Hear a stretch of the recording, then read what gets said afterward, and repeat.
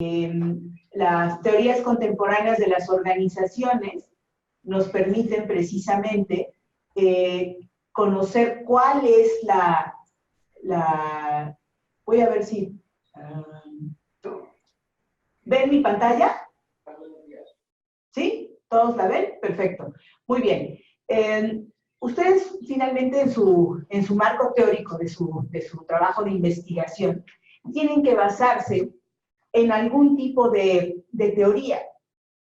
Hay teorías que van a irse conformando, que son suma de otras, y siempre es interesante ver cuál fue la evolución de estas. Vamos a trabajar desde lo básico. Voy a hacerles llegar después un documento donde podemos como ver con mucho más detalle. Aquí por cuestiones de tiempo vamos a ver la parte más relevante de cada una de estas.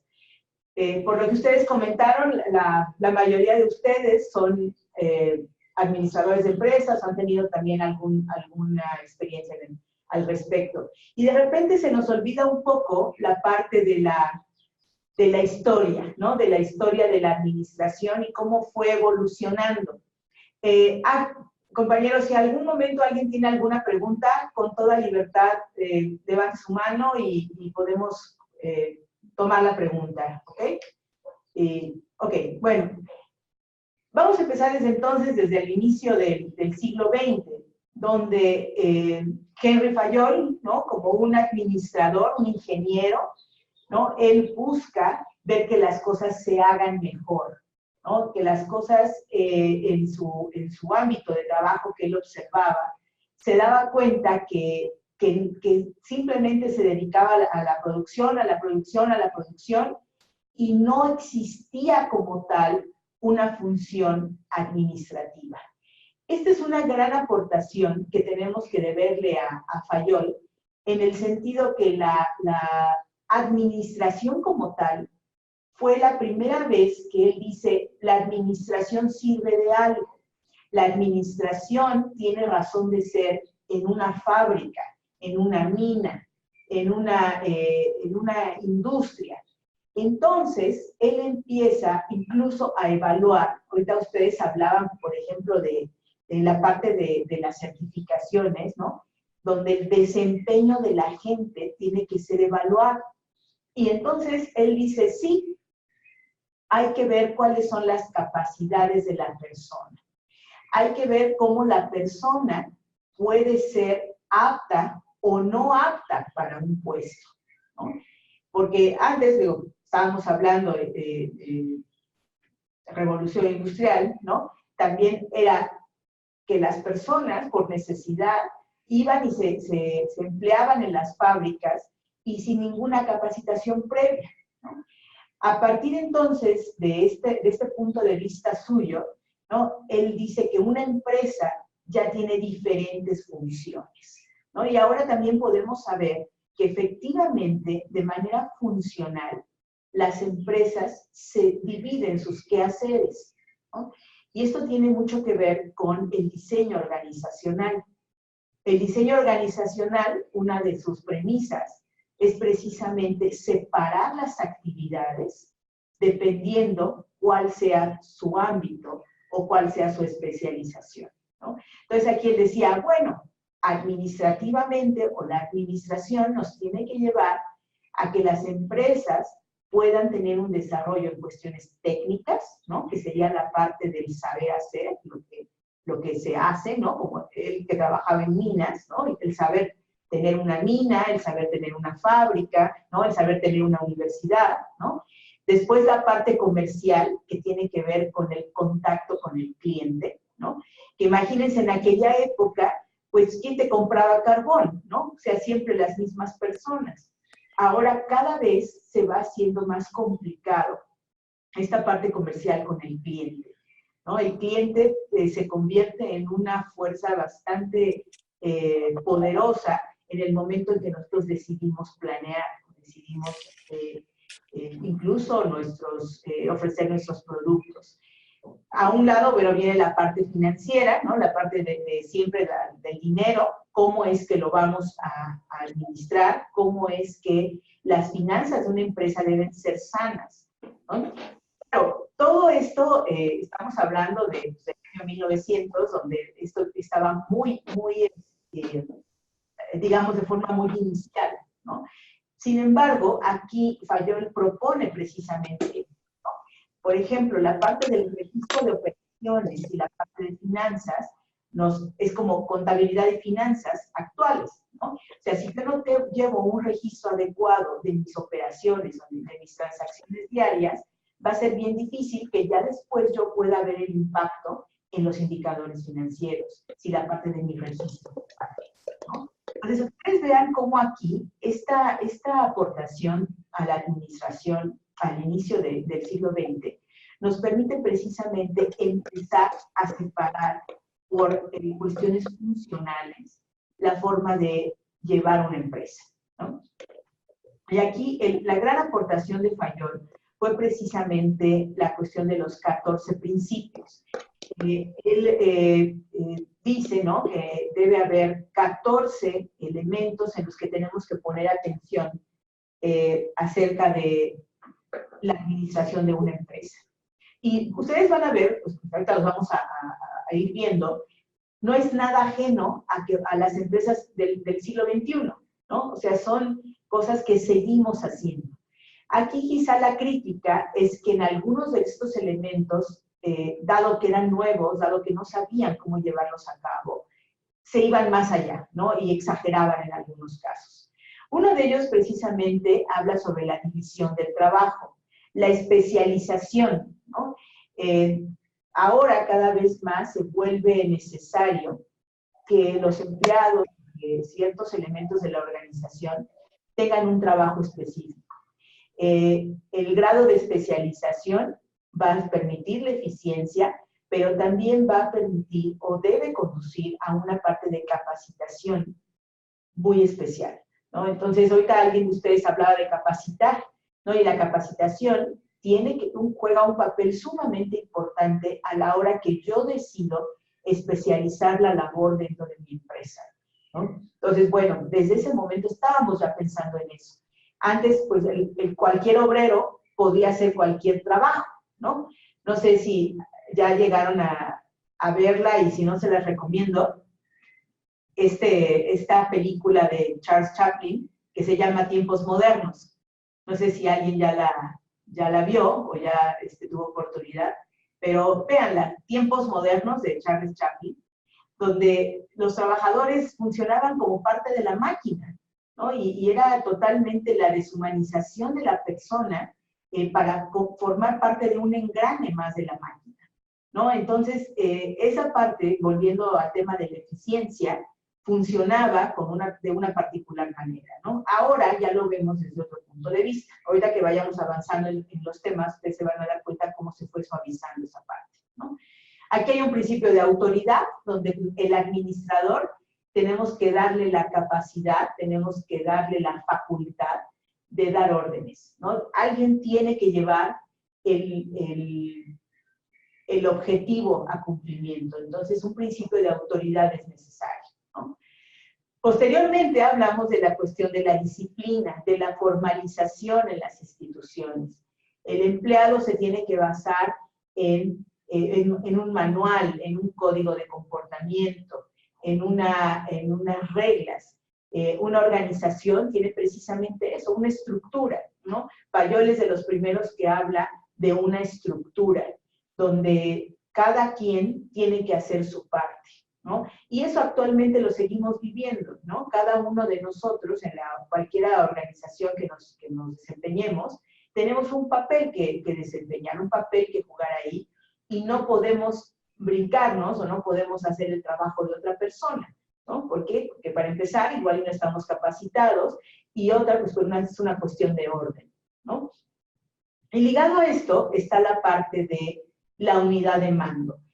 También Fayol es uno de los primeros que detecta la necesidad de que cada persona, cada empleado tenga un solo jefe inmediato. Creo que todos hemos tenido quizá alguna experiencia laboral donde tienes varios jefes, ¿no? O varias personas quieren decirte lo que tienes que hacer. Y eso, bueno, conduce a una confusión y también conduce a que no hay un objetivo claro de lo que se quiere lograr.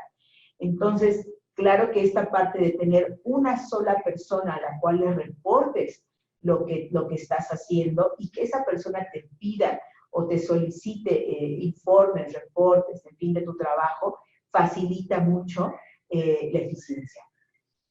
¿Hasta ahí alguien tiene alguna pregunta? ¿Estamos bien? Ok, muy bien. De manera que esta parte de la unidad de mando se relaciona directamente con cuál es la dirección, cuál es el objetivo. Y una organización, la que ustedes quieran, ya sea con fines de lucro o sin fines de lucro, tiene que tener un objetivo, ¿no? Por eso hablamos de que en la administración estratégica, ¿no?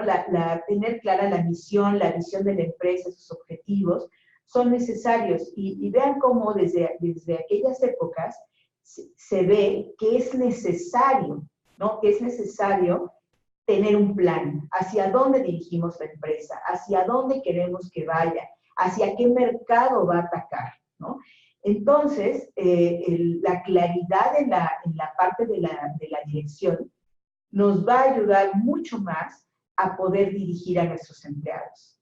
Y esta, ¿no? Relacionándola directamente con la parte de cuáles son mis intereses respecto a los intereses del grupo o a los intereses de la empresa.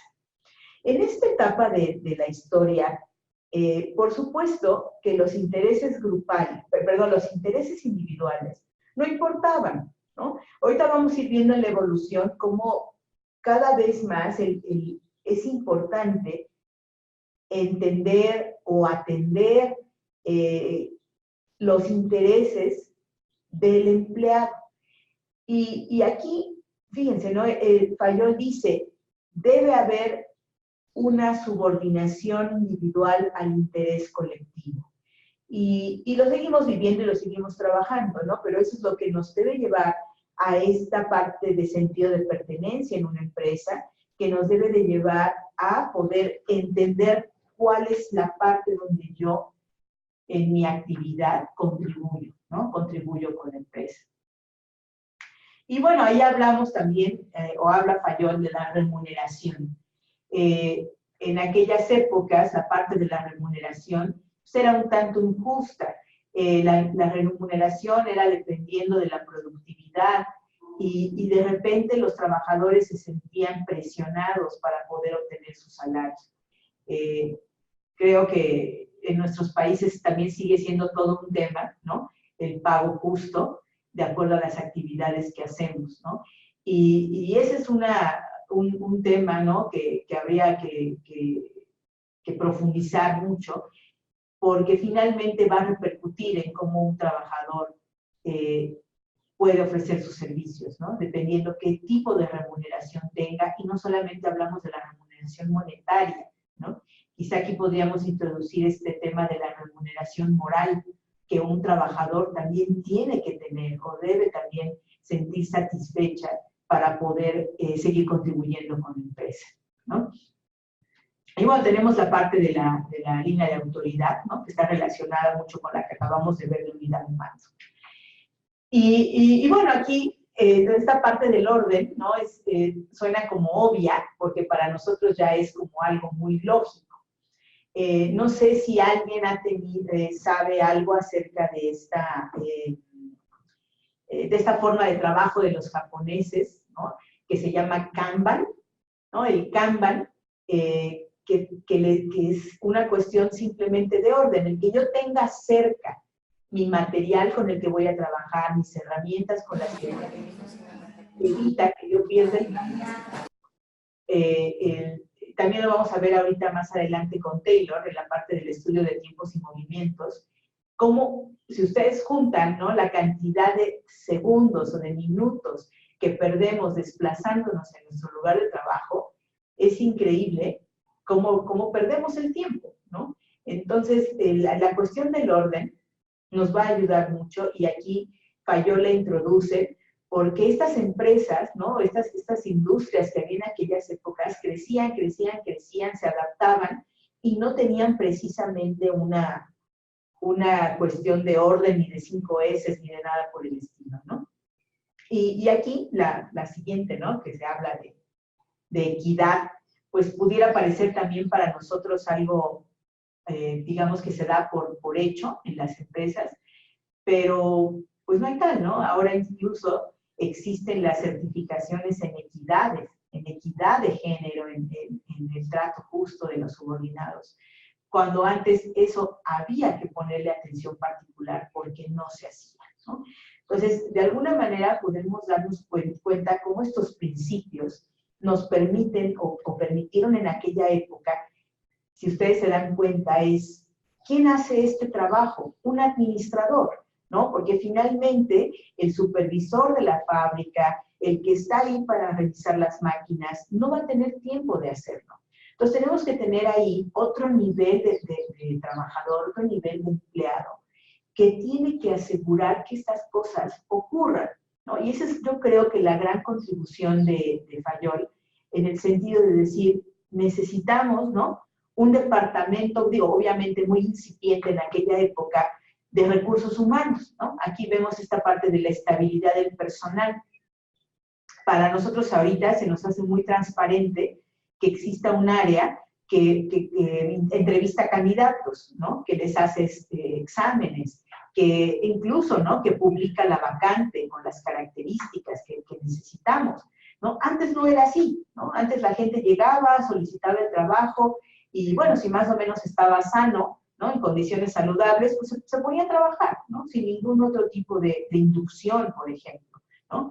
Entonces, aquí creo que esta aportación de Fayol a que se organice ya la empresa de forma administrativa, nos da los primeros indicios de la posibilidad de tener una empresa, no tanto una fábrica, ¿no? Donde entran materias primas, donde el ser humano es tratado como un elemento más de esa producción y tenemos una salida, ¿no? Aquí hablamos ya de una empresa. Y esto que están ustedes viendo ahorita en la pantalla no es más que otra cosa que el proceso administrativo, ¿no? Que todos conocemos. Aquí es, sin embargo, son los nombres con los que Fayol conocía estas fases. La previsión, que no es otra cosa más que la planeación, la organización, que tiene que ver con la parte de los recursos, de los puestos, del trabajo que se va a hacer, en dónde voy a acomodar a la gente, ¿no? La parte de dirigir, ¿no? Que esto es lo que les decía yo, donde nos damos cuenta que el administrador o la persona que va a precisamente hacer esta parte específica de hacer que las cosas se hagan, tiene que ser alguien que vea el big picture, ¿no? O sea, que pueda ver desde mucho más, digamos, de una forma más holística, qué es lo que la organización o la fábrica o la empresa quiere, ¿no? Y aquí él introduce una fase que se llama coordinación. Y esta, bueno, yo la uniría a la parte de la dirección, ¿no? Donde el que dirige necesariamente tiene que buscar tener buena comunicación, tiene que permitir que se dé una forma de trabajar adecuada, ¿no? Un ambiente de trabajo. O sea, fíjense cómo en estos inicios ya se habla de eso, ¿no? Ahorita decía Adriana, hay personas tóxicas, ¿no? En las organizaciones. Sí, sí las hay, ¿no? Y creo que todos los días trabajamos con alguien así, ¿no? Pero cómo desde entonces había eso y se buscaba que trabajáramos armoniosamente, ¿no?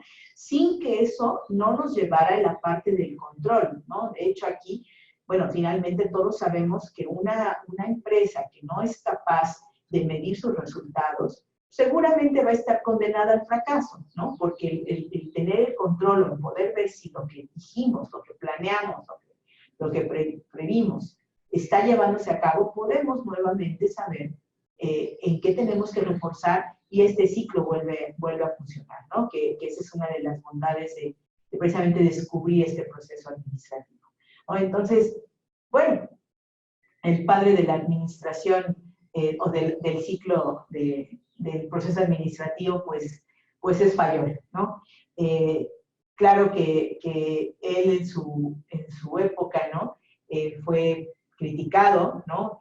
¿Por qué? Pues porque en aquel momento pues tenían miedo, ¿no? De que si se le daba demasiada importancia a las personas, que si se ponía este orden, pues las cosas no se dieran y empezara a haber fallas en los resultados. Y bueno, o sea, se vio que no fue así. Sin embargo, bueno, él sienta las bases o es el marco de referencia para muchos de nuestros temas actuales, ¿no? La parte de toma de decisiones, la parte de capacitación de los empleados, la parte de seleccionar al mejor para un puesto, ¿no? Entonces, de alguna manera, esta administración o esta teoría clásica nos conduce a muchos elementos que actualmente nosotros seguimos trabajando, seguimos buscando cómo hacerlos.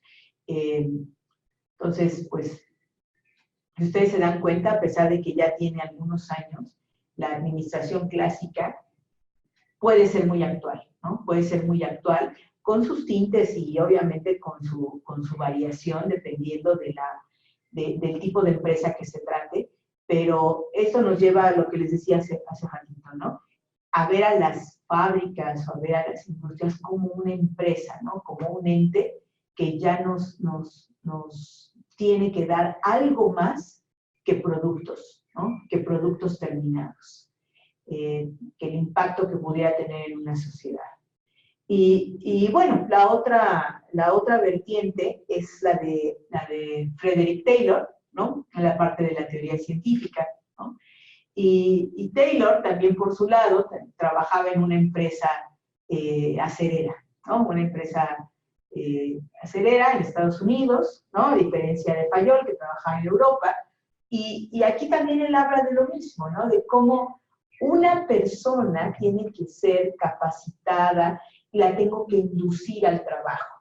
Y una de sus más contribuciones que se siguen utilizando actualmente es la parte del estudio de tiempos y movimientos, que se hizo en aquella época y que todavía se lleva a cabo, ¿no? Y él pone, ¿no? Como la parte de estandarizar recursos. Los recursos con los que una empresa cuenta, ¿no? ¿Cómo los vamos a utilizar? ¿Cuál va a ser la manera en que el trabajador efectivamente pueda hacer uso de esos recursos? Y yo creo que nosotros lo vemos en nuestras organizaciones o en nuestros trabajos todos los días, ¿no? De repente ese desperdicio de recursos, que en ocasiones tú ves que el compañero de al lado, ¿no? O el departamento de al lado tiene cosas que tú no tienes, ¿no? Y que aún así tú sacas adelante el trabajo y tú ves al otro o al otro departamento que siempre se está quejando, ¿no? Porque no tiene ellos dicen que no tienen lo necesario. Entonces, cuidado, ¿no? Esta parte de estandarizar recursos también nos va a permitir o nos va a llevar a la eficiencia. Y bueno, decía Taylor, ¿no? Ustedes ven ahora aquí, Taylor lo resume en 4 principios, ¿no? Contra los 14 de Fayol. Taylor dice, bueno, todo empieza planeando, ¿no? ¿Cómo voy a mejorar lo que estoy haciendo? Sí, estoy improvisando. Y fíjense cómo ese es un principio que muchas micro y pequeñas empresas, ahorita uno de ustedes hablaba de las pymes, ¿no? De si efectivamente los alumnos que son capacitados para emprender lo están haciendo. Y creo que ese es un asunto grave de las micro y pequeñas empresas que improvisan mucho. Entonces, al momento de improvisar y tener una falta de planeación, hace que no se sepa lo que se va a hacer, ¿no? Y fíjense cómo en 1911, ¿no? Taylor decía, hay que eliminar la improvisación y hay que hacer un plan, ¿no? Entonces, digo, si en aquella época se decía, ¿por qué no ahora, no? ¿por qué no ahora también empezamos a eliminar esa parte de la improvisación que nos va a llevar a perder dinero, que nos va a llevar a perder mercado, y mejor planeamos, ¿no? Y eso se relaciona mucho con la que sigue, ¿no? Al principio de la selección de los trabajadores, ¿no? ¿Quién es esa persona que necesito? ¿Cuáles son sus características? ¿Cuál es su vocación? ¿Cuál es la función que me va a cubrir? Y entonces tengo que hacer una adecuada selección. Y de igual manera, la parte de cómo voy a acomodar o cómo voy a acondicionar mi lugar de trabajo, ¿no? Entonces, fíjense cómo todo esto los estamos relacionando y es parte de lo que hacemos incluso nosotros todos los días, ¿no? Aquí habla también Taylor de cooperar. Ahorita veíamos, ¿no? En Fayol, esta parte de la armonía en el trabajo, ¿no? Aquí él habla de cómo podemos nosotros hacer esta cooperación entre los trabajadores. Y vean, ¿no? Dice aquí, eliminando la simulación del trabajo, ¿no? No sé si allá en Costa Rica tengan esto, que aquí en México lo decimos, ¿no? Hacemos como que trabajamos porque hacen como que nos pagan, ¿no? Y no debería de ser así. O sea, si estamos desempeñando una labor, o tenemos un cargo, o tenemos unas funciones que cumplir, tendríamos que hacerlo. ¿Por qué? Porque la cooperación, ¿no? Esta parte de decir, mis intereses van a sumar a los intereses de la empresa, y si yo sumo los intereses de mi compañero de trabajo con los míos, puedo efectivamente hacer una contribución, ¿no? Una contribución a esta organización en la que estoy laborando, ¿no? Y bueno, desde aquel momento ya se decía, y la parte obviamente relacionada con la responsabilidad, ¿no? Aquí donde el administrador tiene que ser sensible o tiene que estar muy atento a cuál va a ser la necesidad del obrero, por ejemplo, ¿no? O del personal operativo. Entonces, ahí los grados de responsabilidad empezaban a ser fijados, ¿no? Que en otros momentos, pues, no sucedía, ¿no? Y lo que les decía ahorita, el trabajador era un engrane más de la máquina, ¿no? Entonces, poco a poco vamos viendo cómo el ser humano deja de ser parte de la máquina y empieza a hacer trabajo efectivamente más racional y que va a conducirnos a una adecuada, digamos, administración, ¿no? Administración básica de la empresa. Y bueno, ya lo comentábamos ahorita, ¿no? Cuáles son las contribuciones de Fayol y de Taylor, perdón. Y seguimos haciendo esto, ¿no? Seguimos estudiando tiempos y movimientos, seguimos ahora buscando manera de poder contratar a las mejores personas para los puestos, tratar de ver cómo podemos incentivar a las personas. Entonces, bueno, quizá ahora como lo vivimos, podríamos pensar que eso se da de manera gratuita, y en realidad no. O sea, en realidad hubo algún momento en que las empresas, en que las organizaciones no lo hacían, ¿no? Entonces, finalmente, la administración también ha llegado a tener logros, ¿no? Ha llegado a tener logros que hacen que el trabajo sea más fácil para todos. Y bueno, en esta misma idea, fíjense cómo aquí vamos, ahora voy a quitar esta.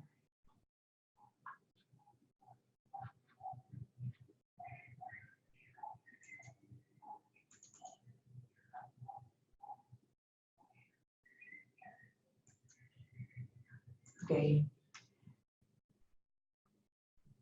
Quiero aquí preguntarles a ustedes, porque vamos a pasar a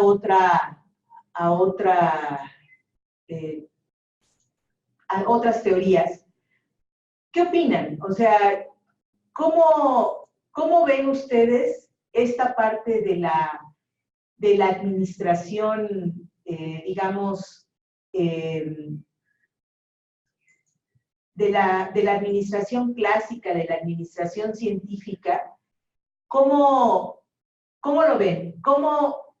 ¿Ustedes creen realmente que que esto efectivamente nos ayuda, nos permite establecer ahora la forma en que las empresas trabajan.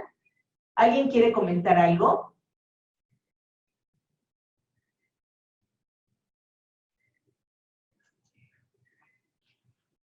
¿Alguien tiene algún comentario acerca de cómo ven ustedes esta historia un tanto que pudiéramos decir alejada del tiempo, pero qué tanto puede ser actual? ¿Cómo lo podríamos, cómo realmente sí los convencí en que lo seguimos haciendo actualmente? Sí, efectivamente, esas teorías, a pesar de que se digan que son clásicas, son actuales. Que siempre en toda empresa, organización, por más pequeña que sea, debe haber una cabeza, una dirección, debe haber siempre una organización, un control, un planeamiento, una dirección. Entonces, en realidad, todos esos aspectos, a pesar de que ya tiene sus años, son actuales y aplicables a todo tipo de organización actual. Sí, ciertamente, ¿no? Miguel, ¿querías comentar algo? Sí, el que sean teorías clásicas no quieren decir que pasen de moda. Las estructuras se siguen manteniendo con un nuevo elemento que es la tecnología, ¿verdad? Porque de cierta manera las empresas han variado, pero la organización, la estructura, los controles, la planeación siguen siendo elementos esenciales de esas empresas, inclusive de esas que van a la vanguardia, ¿verdad? Porque podríamos hablar, por ejemplo, de Uber, que es una empresa en una plataforma, la mayor compañía de taxis del mundo que no tiene taxis, ¿verdad? Entonces, y cuando desde el punto de vista tecnológico las empresas varíen, esos principios se mantienen. Sí, cierto, así es, ¿no? ¿Alguien más quiere opinar algo? Sí, Alberto. No, que de verdad son teorías que se siguen aplicando, ¿verdad? En cualquier empresa. Digamos, en DHL la filosofía de trabajo era Six Sigma, ¿verdad?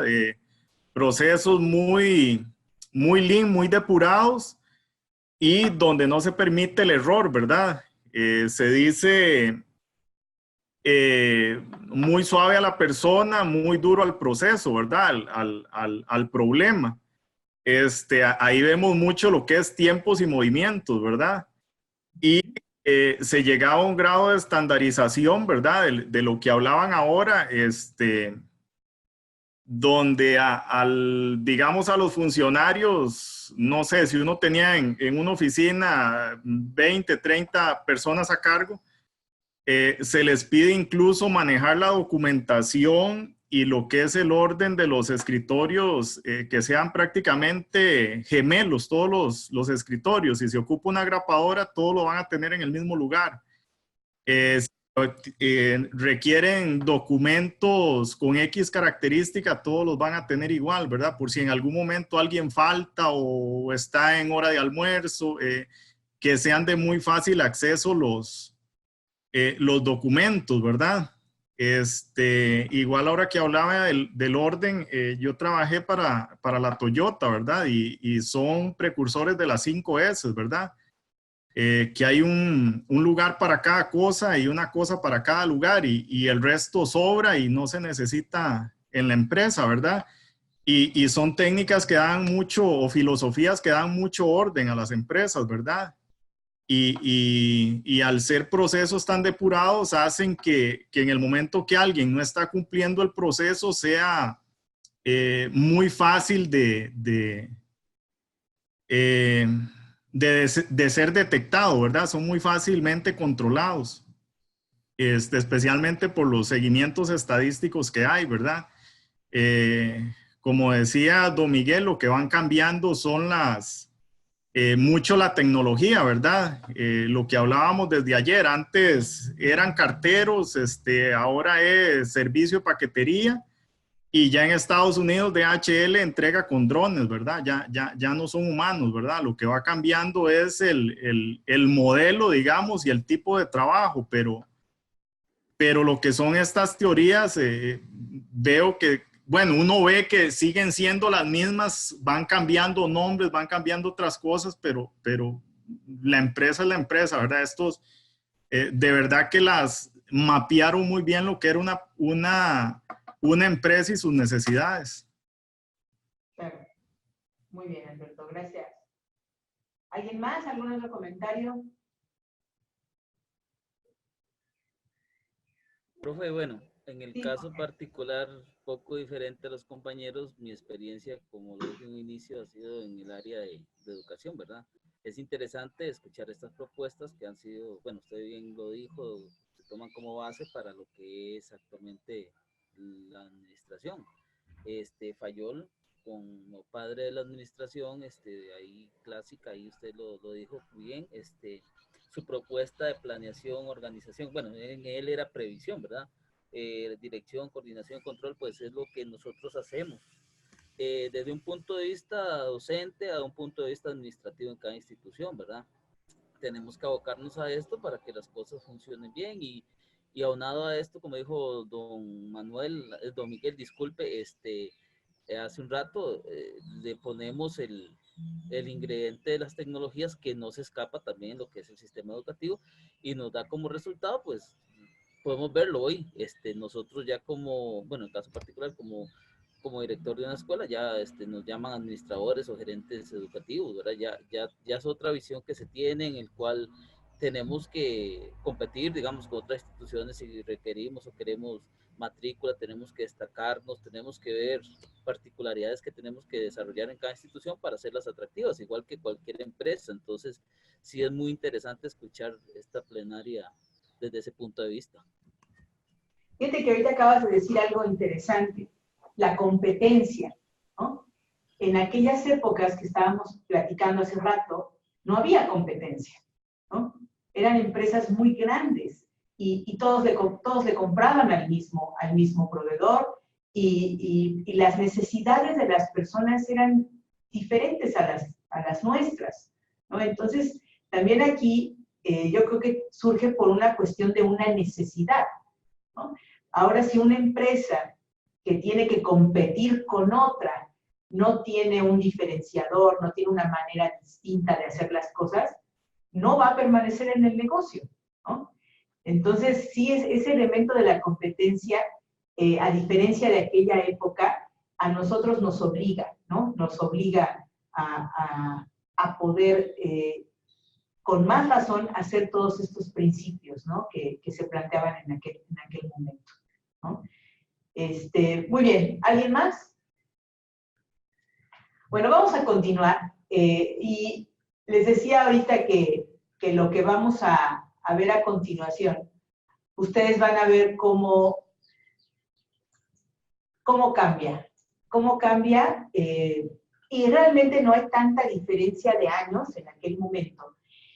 Pero aquí empezamos a hablar de cómo la persona, el trabajador, más bien, el trabajador es visto como persona.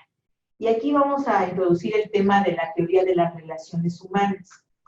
Una de las cosas interesantes es que estos personajes que ustedes ven aquí, Elton Mayo, Kurt Lewin, Mary Parker Follett, no eran administradores. Aquí empezamos a introducir otras ciencias. Algunos de ellos eran sociólogos, otros eran psicólogos. Mary Follett era trabajadora social, ¿no? Y entonces empezamos a abrir este campo de la cuestión de la administración hacia otras ciencias, ¿no? Y finalmente, el ser humano, ¿no? O sea, el ser humano visto de una forma integral. No solamente administramos, ¿no? También pensamos, también sentimos, también tenemos problemas, ¿no? La parte de la motivación. Entonces, ahí es donde esta cuestión de administrar se humaniza, ¿no? Donde nos empezamos a dar cuenta que hay que estudiar al individuo, cómo se desempeña una persona en este ambiente laboral, ¿no? En este ambiente productivo. Y entonces, esta es una parte muy interesante, porque obviamente el punto de vista de un sociólogo o de un psicólogo va a ser muy distinto al que puede tener un administrador siempre quizá enfocado hacia la eficacia y la eficiencia. Entonces, bueno, Mary Parker dice, o ella fue de las primeras personas que dijo que el trabajador, la persona, es el activo más importante de la organización. Creo que ahora lo escuchamos mucho, ¿no? Incluso, no sé si han escuchado, no sé si se use también en Costa Rica esta parte de que ahora es capital humano, ¿no? No los recursos humanos, sino el capital humano. ¿Por qué? Porque capital tiene un valor, ¿no? Y ciertamente, ahora sabemos que una de las cuestiones intangibles más valiosas de las empresas son sus personas, ¿no? Las personas con sus conocimientos que los ponen al servicio de una entidad, ¿no? Entonces, bueno, ella empieza a ver esto, ¿no? A decir, las personas son el activo más importante de cualquier empresa. Y otra cosa que ella empieza a ver es cómo la persona se desempeña en una empresa en grupos, ¿no? Creo que todos tenemos un grupo de trabajo, un equipo de trabajo, y ahí habrá que ver cómo el grupo, o sea, las personas de forma individual y luego configuradas en grupos, cómo contribuyen a la empresa. Entonces, estas personas tienen que poner normas, tienen que poner criterios. No sé si alguien tenga alguna experiencia en dinámica de grupos, ¿no? Y no sé si recuerden que en dinámica de grupos, uno de los principios es la parte de la normalización, donde cada grupo decide qué normas o qué es aceptado para todos, ¿no? Entonces, aquí empezamos a ver cómo las personas, al reunirse en grupos, van a tener esta participación mucho más activa, ¿no? En lo que una empresa puede hacer. Y bueno, esas fueron algunas de las contribuciones de Mary Parker, donde, bueno, la gente es la más importante, donde tenemos que ver cómo está la cuestión de los grupos y cómo la ética de estos grupos permite hacer cosas dentro de la empresa, ¿no? Tenemos también a Kurt Lewin, que creo que en algún momento lo tendrán que estudiar un poquito más. Él fue el primero que empezó a hablar de liderazgo, ¿no? Donde se empieza a reconocer el liderazgo en las organizaciones. No el jefe, no el supervisor, sino el líder. Y aquí, en esta parte, Kurt Lewin dice, bueno, hay que analizar por qué esa persona constituye el líder, ¿no? ¿Cuáles son sus características? ¿Qué es lo que hace que las demás personas lo puedan seguir o lo que las demás, él tenga influencia en las demás personas? Y él es de los primeros que hace una teoría de liderazgo acerca del liderazgo autocrático y el liderazgo democrático. Ahora, bueno, tenemos muchas más teorías de liderazgo, pero esta es una clásica y una básica, ¿no? El líder que quiere ser obedecido, que se hace las cosas como él dice, ¿no? Y por otro lado, el líder que permite que las personas participen y que las personas puedan dar sus opiniones. Y bueno, después de ellos dos, seguramente ustedes han escuchado hablar de Elton Mayo, cuya contribución más interesante, entre otras, porque, bueno, él hizo mucho trabajo al respecto, acerca de lo que se estudió en Hawthorne. Hawthorne es un lugar donde había una empresa eléctrica que producía rieles para teléfonos y cuestiones de electricidad. Y empezaron a hacer estudios de cómo mejorar la productividad de los trabajadores. Y bueno, esos estudios, como ustedes pueden ver ahí en las fechas que les puse, fueron casi 10 años de estudios. Y cuando la empresa Western Electric Company empieza a hacer estos estudios, no inició con la participación de Elton Mayo. ellos empezaron a hacer una especie como de pruebas para ver qué estaba pasando con los trabajadores. Y lo primero que hicieron, o sea, si quieren después les paso el documento como mucho más detallado el estudio. Lo primero que se hizo fue la parte de variar la iluminación del lugar, ¿no? Ustedes ven ahí esa fotografía. La gran mayoría de los trabajadores de esta empresa eran mujeres, ¿no? Y empezaron a variar la iluminación del lugar. ¿Y cuál fue la conclusión después de hacer varios experimentos modificando la iluminación del lugar? Que de momento las trabajadoras sí tenían un cambio en su productividad, pero después, ¿qué pasó? Se acostumbraban a la nueva iluminación y su productividad volvía a ser la misma, ¿no? Y de repente alguien sugirió que la iluminación empezara a fluctuar, o sea, a ser como más intermitente. Y ahí hubo un cambio. ¿Qué fue lo que hizo que estas personas cambiaran? Que se sentían observadas, ¿no? O sea, y volvemos al tema de la teoría clásica, donde la persona, el trabajador, es un engrane más de la máquina.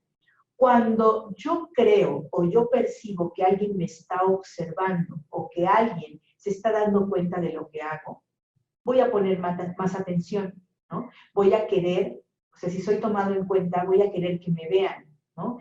Voy a querer que se den cuenta de lo que estoy haciendo.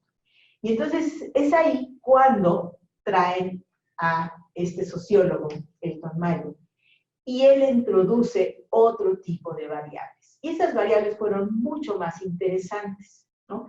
Aquí estamos hablando de que se observa el trabajo que estas mujeres y estos obreros hacen, y se hace un rediseño del trabajo. Entonces aquí vemos cómo nos empezamos a dar cuenta que el trabajo tiene una forma específica de hacerse, ¿no? Y entonces voy a rediseñarlo de manera para que el trabajador lo haga de una manera más fácil, ¿no? Después viene la parte de que introducen cambios en la jornada laboral semanal. Las jornadas laborales en aquellas épocas eran a morir, ¿no? Es ahí donde empieza la cuestión de modificar las 8 horas, dar un día de descanso, ¿no? Que antes pues no ocurría. O sea, mientras más trabajabas, más dinero ganabas, y a nadie le importaba si estabas cansado, si tenías hambre, ¿no? Si necesitabas hacer tus necesidades fisiológicas, ¿no? A nadie le importaba, ¿no? Aquí era trabajar, trabajar, trabajar. Entonces, cuando empiezan a introducir ese tipo de cosas, entonces es cuando la productividad de la gente cambia. A pesar de que la gente tenía un descanso o que tenía menos horas de trabajo, empezó a producir más, ¿no? Entonces, esta es una de las grandes contribuciones, ¿no?, que le debemos a estos estudios de Kauffman, donde podemos darnos cuenta que las personas no son parte de la máquina, ¿no? Y que en ocasiones pensamos que mientras más presión les metamos, van a producir más, y es todo lo contrario.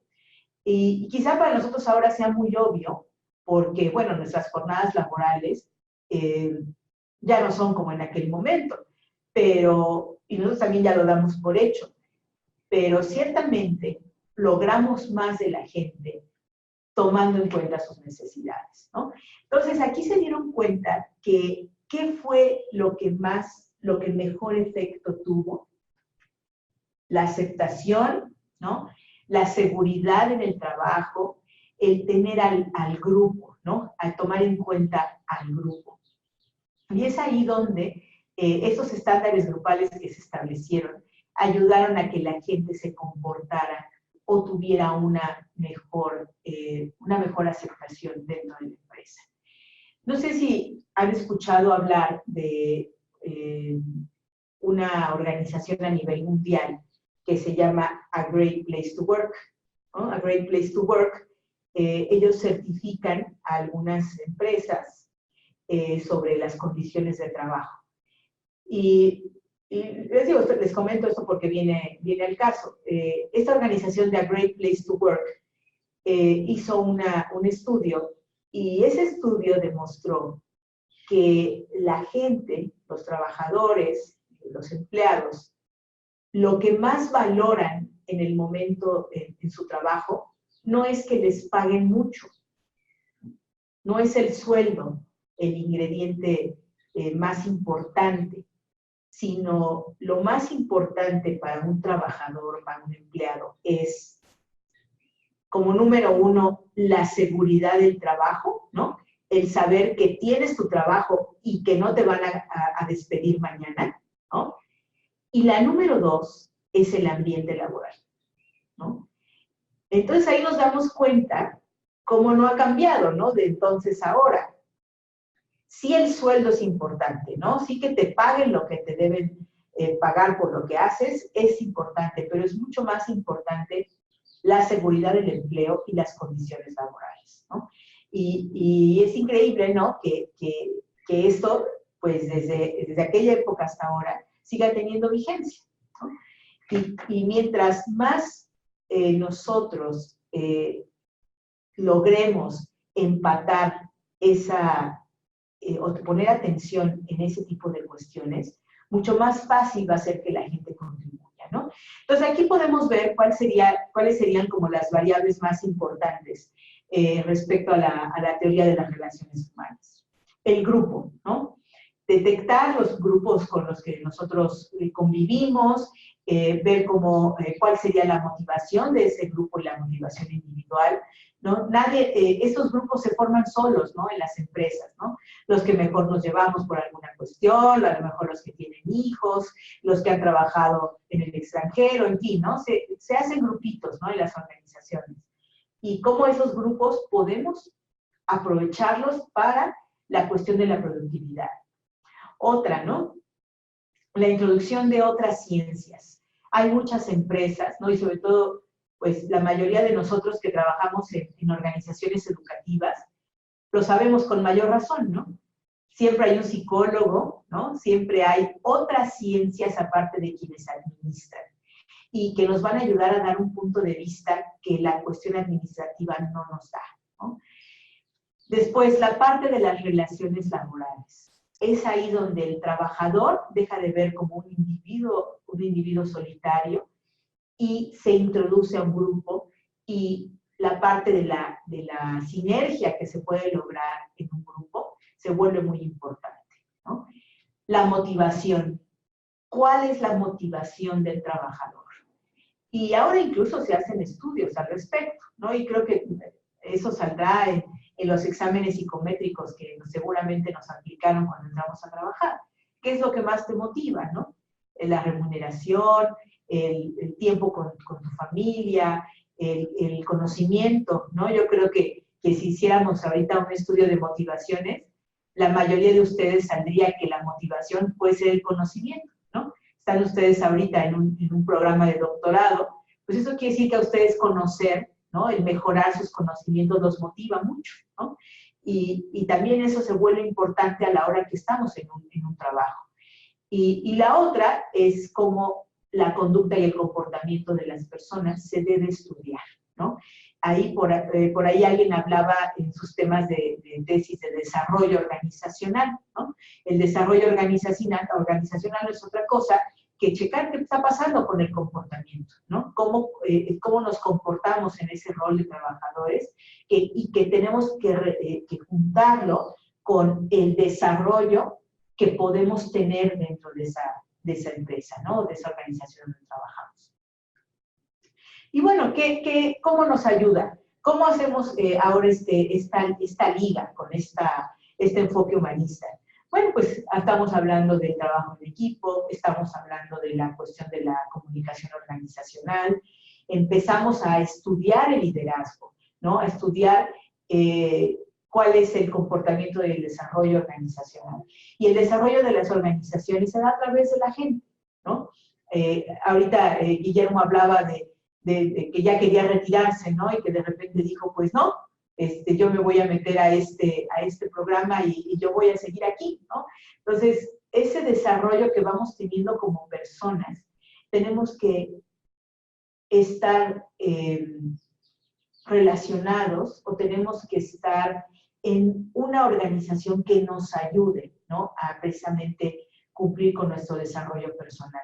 Ahí es donde la parte del trabajo en equipo se vuelve un tema, ¿no? Entonces vean cómo cada vez más, dejando a un lado la parte del inicio de la teoría clásica y la teoría científica, ciertamente, como decía al principio, se va humanizando la administración, ¿no?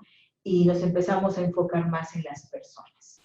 Y bueno, para cerrar con este tema, tenemos esta parte de la teoría neo-humano-relacionista. Y aquí ya hablamos de algo diferente, ¿no? El ser humano visto desde otra forma. Y aquí hablamos de una nueva persona, ¿no? Donde aquí el tema clave es la relación, ¿no? Y las relaciones nos van a permitir efectivamente convertirnos en una organización eficiente. Ahorita alguien de ustedes hablaba de Google, ¿no? Que bueno, Google es como el ícono, ¿no?, de la innovación en todo tipo de cuestiones. Y hablando de la relación con la gente, ¿no?, las personas que ahí trabajan establecen un tipo de relaciones donde el horario, ¿no?, el horario no es importante, donde yo me puedo juntar con un grupo de personas, de mis compañeros, y generar alguna aplicación nueva, donde las ideas siempre son bien recibidas. Y entonces, aquí habría que ver, ¿no?, cómo es qué voy a hacer para efectivamente detectar esas relaciones y estas puedo poner al servicio de mi empresa. Y aquí, bueno, pues uno de los grandes contribuyentes en esta teoría neohumanista es Maslow. Creo que todos nosotros hemos oído hablar de Maslow, ¿no? Y Maslow, pues tampoco era administrador, ¿no? Maslow también, él habla de que los seres humanos estamos por naturaleza insatisfechos, ¿no? Y fíjense cómo, ¿no?,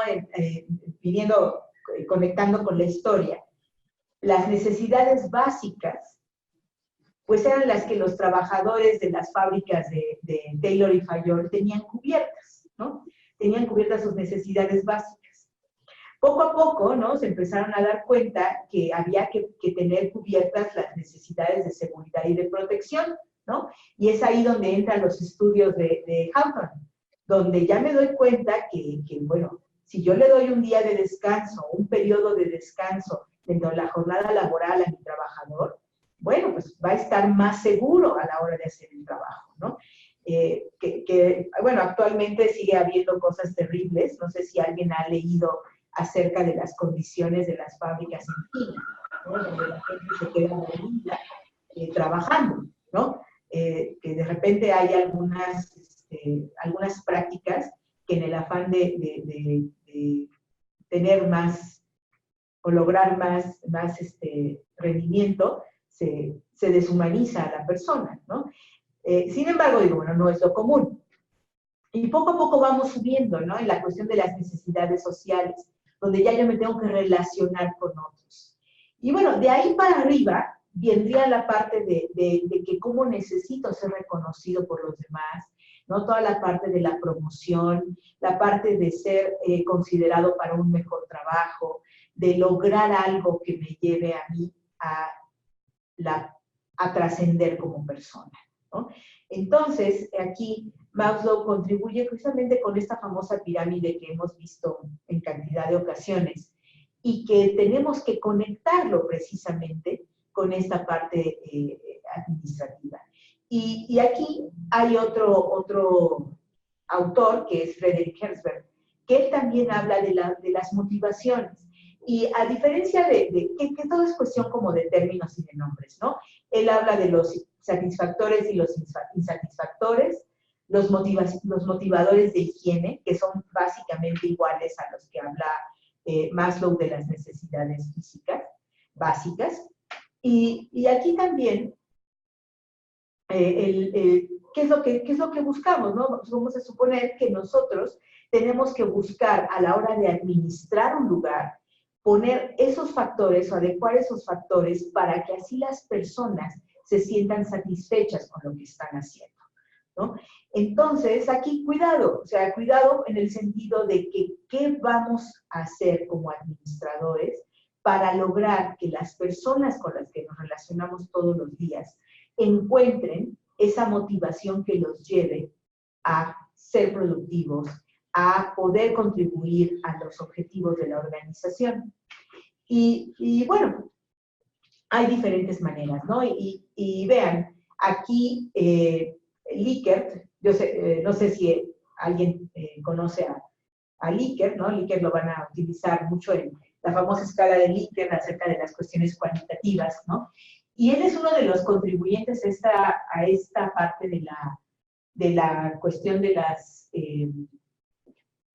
la teoría neumanna, cuando él dice, debemos de considerar que nuestro sistema de administración debe ayudarnos a la toma de decisiones, ¿no? Y aquí se introduce el tema de la centralización y la descentralización en la toma de decisiones. ¿Quién está autorizado para decidir, ¿no? Y mientras tengamos un sistema más autoritario, dice él, ¿no? Porque eso se comunica, ¿no? Un sistema más autoritario, eso quiere decir que quien va a decidir va a ser los altos niveles de los administradores. Conforme vayamos bajando por el organigrama, el sistema autoritario se va suavizando y entonces podríamos hablar de un sistema de administración consultivo participativo. Y habría que ver, ¿no? O sea, habría que ver qué conviene a nuestra organización. Cada vez más se le da el poder a las personas, ¿no? Creo que todo el mundo hemos escuchado este término de empowerment, ¿no? O empoderamiento, lo que me permite a mí participar en esta organización, darme el poder, ¿no? De decisión entendido, no como un poder por el poder mismo, sino que yo tengo la capacidad, puedo hacerlo, ¿no? Puedo contribuir, puedo decidir, ¿no? Y aquí habría que ver cómo el compromiso de las personas que laboran en esas empresas tiene que crecer, ¿no? Si a mí me permiten tomar decisiones, yo tengo que estar comprometido con la empresa, ¿no? Y precisamente eso es lo que decía Likert, ¿no? El proceso de decisión, cómo me voy a comunicar, la parte de las relaciones personales, eso me va a permitir ver qué tanto las empresas pueden jugar con esas relaciones y así decir qué sistema administrativo voy a implementar o voy a implantar en esa organización. Entonces, vean, ¿no? O sea, aquí ya no hablamos de quién produce más, ¿no? De quién saca más cajitas llenas del producto que estamos vendiendo, sino aquí hablamos de cómo nos conectamos, de cómo nos relacionamos, y ya después, o junto con eso, vamos a producir, vamos a fabricar, ¿no? Vamos a trabajar todos juntos para el logro. Entonces, pues ahí es donde la administración ya se vuelve incluso mucho más divertida, ¿no? Y donde nosotros como administradores ya podemos jugar un papel sumamente importante, porque ¿quién es el que va a detectar cuál es la forma de comunicación que mejor conviene a mi organización, ¿no? ¿Quién es el que va a detectar cómo logro establecer estas relaciones con mis empleados, ¿no? ¿Cómo logro establecer estos grupos de trabajo, ¿no? ¿Cómo les ayudo a que les configuro todo este sistema para que ellos puedan contribuir, ellos puedan decidir, ¿no? ¿Y de qué va a depender? Bueno, va a depender, como decíamos hace rato, del tipo de organización que nosotros queramos ser o en la que queramos trabajar. Pero aún así, podemos ver cómo cada uno de los individuos que conforman una organización, pues ahora sí son importantes, ¿no? Entonces, ciertamente esta evolución, ¿no? Nos ayuda a darnos cuenta que somos seres humanos, ¿no? No somos una máquina, ¿no? No somos un engrane de nada, ¿no? Sino que esta evolución nos lleva a relacionarnos con la gente, a relacionarnos incluso con una entidad, digamos, intangible que puede ser nuestra empresa o nuestra organización, porque cada uno le va poniendo una parte, ¿no? Entonces, bueno, aquí sería, como dicen, la historia continuará, ¿no? Pero, y vean cómo, y cada vez vamos a ir avanzando en las teorías, se van a dar cuenta cómo se vuelve más complejo, ¿no? Porque de lo simple que era, bueno, tener un orden, ¿no? De lo simple que era, pues cada quien hace su trabajo, hasta meternos ya con las motivaciones, ¿no? Con la autorrealización de la persona, que cada vez, pues les digo, se vuelve más complejo. Y ahí es donde está bien interesante la labor que un administrador debe de hacer, ¿no? Entonces, pues no sé, ¿algún comentario final, compañeros? Porque ya nos llegó la hora. ¿Alguien que quiera comentar alguna reflexión de esto? Sí, Adriana.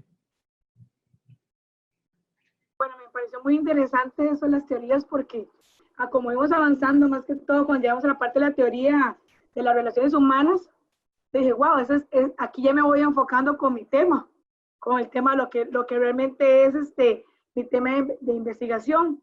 Pero cuando hablaste sobre la teoría del neohumano, yo dije, entonces, ahí ya como que dije, wow, esto sí es lo que yo necesito. Y vea que son teorías, digámosle, como la de Maslow, que ya son teorías, pues, viejitas, pero son útiles, como decíamos al principio los compañeros. O sea, porque sean clásicas no quiere decir que no se utilicen en la actualidad. Y son de gran beneficio. Y pienso que como vamos avanzando, faltan todavía, creo que las de Erickson, ¿verdad? Que también había leído ahí un poquito, y la estructuralista y todo, que nos vamos guiando y nos vamos ubicando como en nuestros temas de investigación. Entonces, me pareció muy bueno porque no había leído la Neumann, y creo que ya me dio ahí unas claves como para focalizarme un poquito más con la investigación. Sí, gracias, Adriana. Sí, y fíjense que es por ahí donde ustedes tienen que ir orientando, ¿no? Mientras ustedes vayan conectando, ¿no? Lo que van viendo ustedes en sus materias con su investigación, más fácil y más rápido podrán ir avanzando en sus investigaciones, ¿no? Y aquí me parece que el doctor Francisco les pidió que relacionaran, ¿no?, todas estas teorías con su tema de investigación. Y digo, ahorita vamos empezando, ¿no? Realmente estas teorías que vimos ahorita de una manera muy rápida, ustedes van a ir viendo cómo nos vamos a ir adentrando poco a poco y van a poder darse cuenta que todas se relacionan, pero cada vez vamos metiéndole elementos, ¿no? Entonces, esa es la idea, ¿no? Esa es la idea, que ustedes vayan descubriendo o recordando, ¿no? Finalmente es recordando cómo podemos hacer, como bien dicen las teorías, ¿no?, estas conexiones, ¿no?, estas relaciones. Que finalmente en un doctorado eso es lo que haces, ¿no? Conectar y relacionar temas que ya tenías, ¿no?, con la experiencia, con nuevos puntos de vista. Eso es el doctorado, ¿no? O sea, generar, ¿no? O sea, es generar este nuevo conocimiento, ¿no? ¿Alguien más? ¿Alguna otra contribución de alguien de ustedes?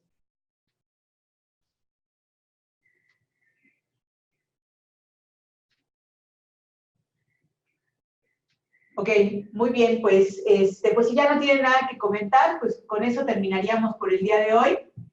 Y pues nos vemos dentro de 8 días, el próximo sábado, a la misma hora en el mismo canal, ¿no?, como decimos aquí.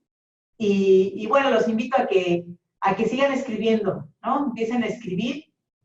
Siempre, esta es una carrera de resistencia. Entonces, hay que hacer una carrera de resistencia y de estrategia.